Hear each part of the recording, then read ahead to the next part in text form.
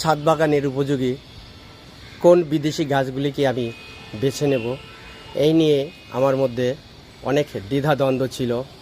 অবশেষে আমি যে 8টি আম গাছকে আমি পছন্দ করেছি আমার ছাদ বাগানের জন্য, সেগুলো দেখানোর চেষ্টা করব। তার জন্য আমি দেখেছি প্রথম কোন আম গাছে প্রত্যেক বছর ফলন হয় এবং সেই ফলন বেশি হয়, যা স্বাদে গন্ধে অতুলনীয়। সেই রকম 8টি বিদেশি প্রজাতির আমকে আমার ছাদ বাগানের জন্য আমি পছন্দ করেছি, সেগুলো আমি দেখানোর চেষ্টা করেছি। এটি হচ্ছে কিং অফ চাকাপাত। বিদেশি যত কালার ভ্যারাইটি আছে তার মধ্যে অন্যতম। এটি অনেক বড় হয় এবং প্রত্যেক বছর এর বেয়ারিং, কালারফুল আম এবং খুবই সুমিষ্ট। একে রেখেছি আমি 1 নম্বরে। 2 নম্বরে আমি যে গাছটিকে রেখেছি সেটি হচ্ছে মহাচানক বা ব্যানানা ম্যাঙ্গো। এটি আমার পছন্দের 2 নম্বরের আম। 3 নম্বরে রেখেছি একটি 12 মাসি জাত কাটিমন, যা 2 থেকে 3 বার করে ফলন হয়। এটি আমার 3.5 বছরের কাটিমন গাছ, সবে মুকুল আসতে শুরু করেছে ফার্স্ট টাইম।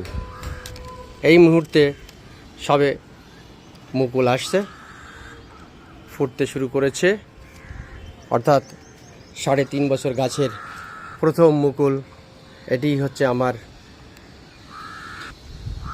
কাটিমন। একে রেখেছি আমি 3 নম্বরে। 4 নম্বরে রেখেছি নামডকমাই হ্যাশফোর। এটিও আমার গাছে হয়েছে, যা অসাধারণ।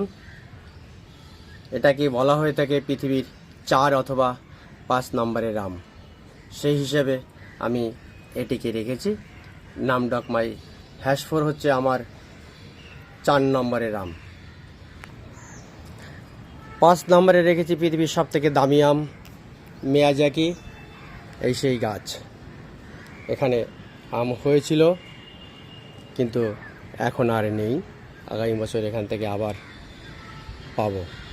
এটি হচ্ছে মিয়াজাকি।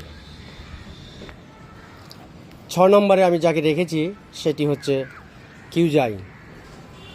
এটিও একটি বড় জাতের আম এবং খুবই ভালো জাতের। এবছর এখান থেকে আমার 2টো আম হয়েছিল, কয়েকদিন আগে আমি হারভেস্ট করেছি। একে রেখেছি আমি 6 নম্বরে কিউজাই। 7 নম্বরে রেখেছি আমেরিকা যুক্তরাষ্ট্রের ফ্লোরিডার একটি বিখ্যাত আম অস্টিন। এই সেই অস্টিন।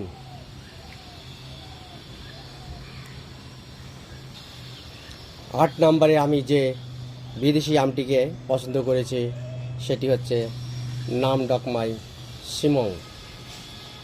এই হচ্ছে আমার 8টি প্রজাতির বিদেশি ভ্যারাইটির আম, যেগুলো আমার ছাদ বাগানের জন্য আমি পছন্দ করেছি এবং এর প্রত্যেক বছর ফল হয়। আপনাদের কেমন লাগে কমেন্ট করে জানাবেন। ভালো লাগলে লাইক শেয়ার করবেন। ধন্যবাদ।